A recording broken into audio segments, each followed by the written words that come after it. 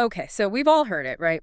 That phrase people say, usually meaning well, after someone's had a big loss. Oh, yeah. Just give it time. Time heals all wounds. Comes with that gentle shoulder pat, usually. Exactly. And it sounds comforting, like just wait it out, the calendar pages will turn, and eventually the pain just sort of fades. It's definitely the go-to cultural platitude, Mm-hmm. but, well, if you've actually been through deep grief, that sentiment often just rings hollow, doesn't it? It really does. And what's fascinating, based on the research we've looked at for this, is that this old saying isn't just kind of unhelpful. Uh-huh. It's actually, well, scientifically inaccurate. Mm-hmm. And it can even get in the way of real long-term recovery. Right, and that's what we're getting into today. This deep dive is really for you if you're maybe tired of the sugarcoating, if you're looking for, real evidence-based insights into moving through grief, not just like stepping around it. Yeah, we're skipping the usual platitudes. We want to get straight to the mechanics of healing. So what's the mission then? Well, we're going to try and distill the core scientific reasons why just passively waiting doesn't work. Okay. And really highlight the specific targeted actions that do help, that actually facilitate deep, resilient healing. So time is involved, Yeah, but it's not the main event. exactly. Time is definitely an element in the process, sure. Yeah. But it is absolutely not the active ingredient. Okay, let's unpack this right away then.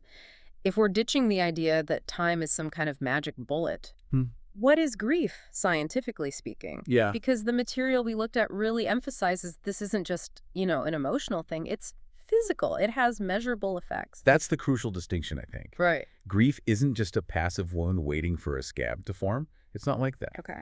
Research, especially in neuroscience, it shows that grief actively rewires the brain. Rewires. How so?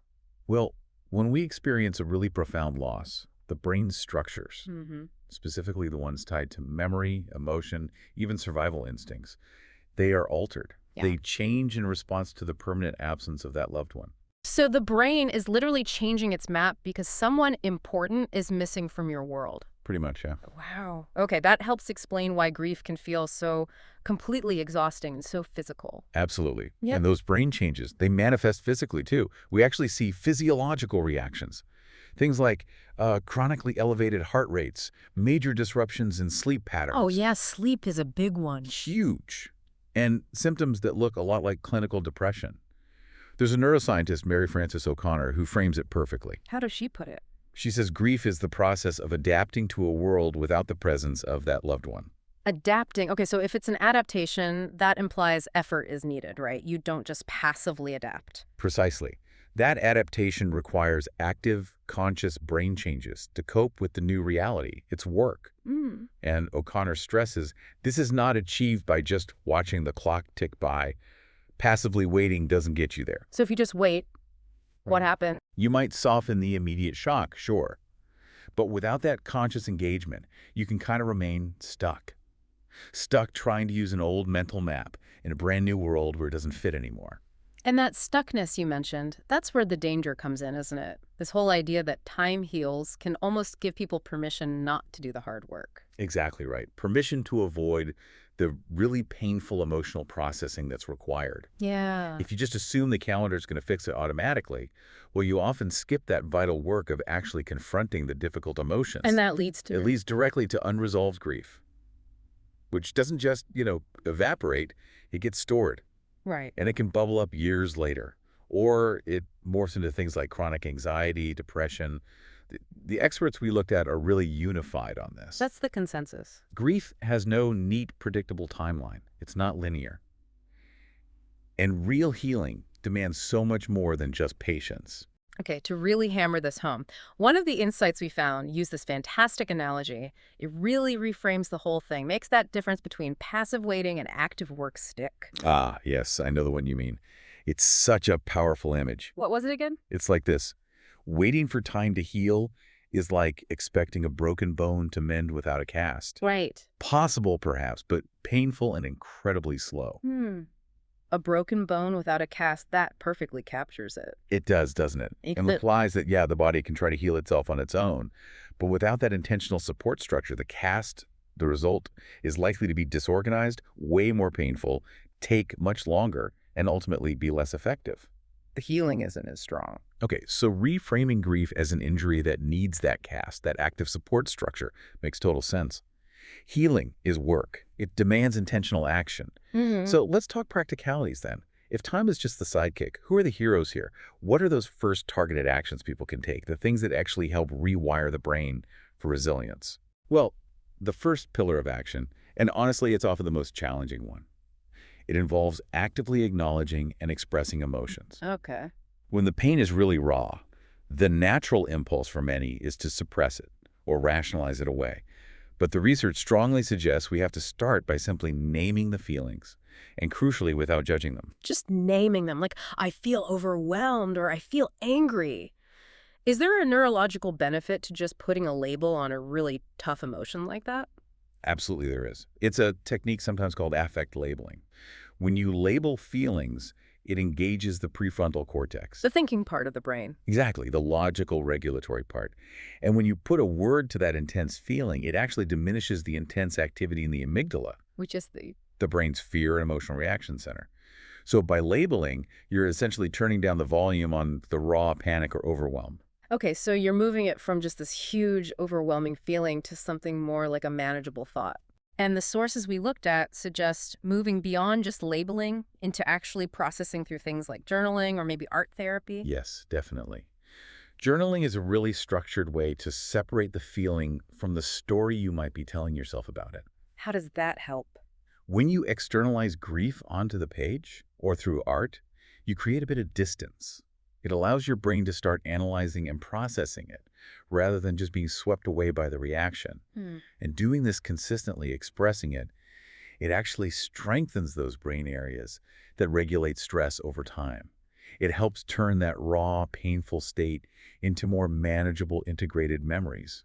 You're transforming the experience, not just bottling it up. That transformation sounds like it requires a lot of vulnerability. It does. And Yeah. often that feels like where the second critical path comes in, fighting that powerful urge to isolate yourself and instead actively leaning on social support. Well, isolation is so dangerous for someone grieving. Think about it from an evolutionary standpoint, even. When a core bond is broken, like losing a loved one, the brain registers that as a major threat to survival. Isolation just amplifies that threat response, Real. flooding your system with stress hormones like cortisol. But connection does the opposite. Connection signals safety. It literally lightens the physiological load. Wow. So having a community isn't just like a nice to have, it's actually a necessary physiological regulator. Exactly. The resources we saw really highlight the specific value of shared community. They point to things like bereavement groups. GriefShare was mentioned as one example. What's special about those groups? When you sit in a room, physically or virtually, with others who are sharing their stories, their real stories, it does something incredibly powerful. Yeah. It normalizes the experience of grief. How so? It allows you to hear symptoms, thoughts, reactions that you might have thought were uniquely crazy or wrong about yourself. Yeah. And you realize, oh, wait, this is actually a standard part of the human experience of loss. It reduces that feeling of being alone and the weirdness of it all. And that normalization must be so crucial for actually moving forward. I mean, it's one thing for a well-meaning friend to say, oh, I understand, but Right. it's completely different to sit with people who truly get it because they're walking that same messy, uneven path right alongside you. Absolutely. Community tends to heal faster because that shared experience is such a powerful mechanism for making sense of the loss, for synthesizing it. It helps you shift from feeling like maybe a lone victim of terrible fate to feeling like a member of a collective, a group, navigating a really difficult but ultimately universal human chapter. That makes perfect sense. Okay, let's widen the lens a little now. Grief doesn't just mess with your mind and heart. It puts a huge strain on your whole physical system, doesn't it? Oh, absolutely. It's exhausting. So beyond the direct emotional work and getting social support, how do we support the body itself through this? This is where the focus really shifts intensely onto prioritizing self-care routines, foundational stuff. Why is that so important? Because the brain is working overtime doing all that rewiring we talked about, it needs basic support. It desperately needs fuel and rest. Right. So that means actively fighting the urge, which can be strong, to just let the basics slide. Things like trying to eat relatively healthy food, getting sufficient sleep, whatever that looks like for you, and really importantly, regular movement. exercise. Well, I remember one detail from the material that really stood out to me was the push to intentionally incorporate nature. They called it ecotherapy. Yes. And the research backs this up really powerfully. Studies clearly demonstrate that something as simple as going for a walk in a natural setting, a park, woods, by water, it actively lowers cortisol, The main stress hormone. the main one. And at the same time, it boosts beneficial neurotransmitters like endorphins, mood lifters. So this isn't just a fluffy suggestion, almost like a biological imperative during grief to get the body moving and connect with an environment that naturally reduces physiological stress. So even just a short walk in the park, if you do it intentionally, is like a targeted action against that neurochemical overload of grief. Absolutely. And the sources also suggested more intentionally active options too, like maybe swimming or going for a short hike. Anything that gets those endorphins flowing, it gives the taxed emotional centers of the brain a bit of a break. Yeah. It's really about consciously caring for the physical vessel, Mm. a body that's carrying this immense emotional burden. Okay, so we've covered emotional expression, community, and physical self-care. Moving from the body back more towards the mind. The next important action mentioned is practicing mindfulness and meditation, Mm. which seems to go directly against that awful mental looping, the rumination that grief so often triggers. Oh, that mental looping is just exhausting, isn't it? Constantly replaying things, the what-ifs. Totally. The primary purpose of mindfulness in this context is really to ground the person firmly in the present moment, right here, right now. Because rumination keeps you stuck elsewhere. Exactly. It forces us to mentally relive the past, often painfully, or catastrophize about the future. Meditation provides a structured way to just pause that, to ease those mental loops and give the entire nervous system a chance to downregulate, to find some calm. And the good news now is that this kind of practice is actually really accessible, isn't it? There are tools tailored specifically for people navigating loss. It really is. The sources highlighted apps like Headspace, for example. They actually have specific guided meditations designed for people experiencing grief. That's useful. Yeah, these tools provide the necessary scaffolding, the support, for someone who might feel way too overwhelmed or restless to just sit in silence by themselves. The guidance helps gently steer the mind away from those damaging loops. And we also saw another tool mentioned, GriefWorks. That one sounded like it kind of bridges the gap between straight meditation and maybe more active cognitive therapy ideas. That's a really good way to put it, yeah. GriefWorks provides tailored exercises, but they specifically promote self-compassion. Self-compassion. Why is that so vital during grief? Because during grief, it's incredibly common for people to internalize the loss somehow, to maybe blame themselves or feel defective or like they're doing grief wrong. Yeah.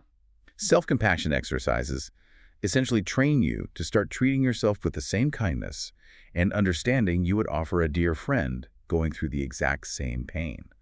It helps shift that harsh internal dialogue towards gentle understanding. That sounds incredibly important. Okay, finally, let's touch on the really interesting innovation happening in grief support these days, the exploration of professional tools and especially digital resources. Right. Because if active measures are what's needed, sometimes we need, well, professional guidance or structured support may be delivered right through our phones. Exactly. And the value of professional therapy, specifically focused on validated grief recovery methods, is obviously paramount for many people. Yeah. But beyond traditional therapy, technology is stepping in to provide these highly structured pathways. Yeah. Pathways that can genuinely help turn the often overwhelming process of grief into something more manageable, maybe even productive.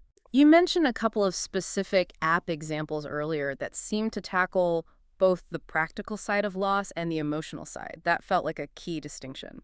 Yes, because we really need both sides addressed, don't we? The practical aftermath of loss is huge. For sure. So, for instance, there's an app called Untangle. It does provide emotional guidance, but it also offers practical, logistical support for dealing with everything after a loss. Like what kind of things? Well, it acknowledges that dealing with all the paperwork, bank accounts, maybe closing accounts, sorting belongings, all that practical stuff is a deeply exhausting part of grieving that often gets overlooked in support models. Totally. So by offering tools and checklists for that logistical side, they help free up precious mental bandwidth for the emotional work. That's incredibly insightful. It's not just about feelings. And then there are tools like Grief Refuge, which sounds like it focuses more squarely on the emotional maintenance aspect. Yes. Grief Refuge offers things like daily, intentional prompts for reflection. little nudges. Why is that daily check-in helpful? It's crucial because it ensures small, manageable steps forward every single day.